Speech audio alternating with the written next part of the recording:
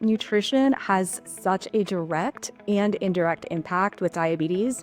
So understanding how to build a balanced plate and how to navigate different types of food can really help with overall blood sugar control. This is your journey. And I think that's also really important to make sure it's individualized so that you don't compare yourself to other people. But it's really important to figure out how nutrition can work well into your life. It's so easy to want to categorize foods as eat this, don't eat this, especially when it comes to diabetes.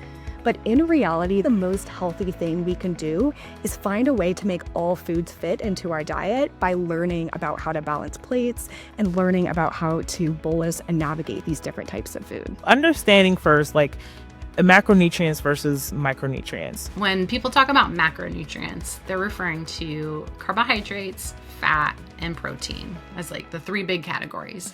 And micronutrients are the vitamins and minerals like that are contained in the foods. Like your vitamin A, vitamin D, iron, calcium, your flavonoids, etc. So when we're looking at whole foods, these are typically foods that have very minimal or no processing. So when I pick up an apple from the grocery store, that is an example of a whole food. Then leading into processed foods, this might have a little bit of processing done. So for example, if I took that apple and I made it into applesauce, I'm cutting it up, I'm pureeing it, I'm heating it up. But then when we're looking at ultra processed foods, this is where we're taking foods and possibly taking away some of that nutrition value and maybe putting in some other additives in there.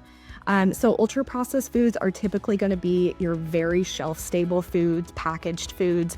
Doesn't mean that those foods are necessarily bad. We just want to be very intentional with how we're putting them into our diet and looking at that overall big picture of what we're eating.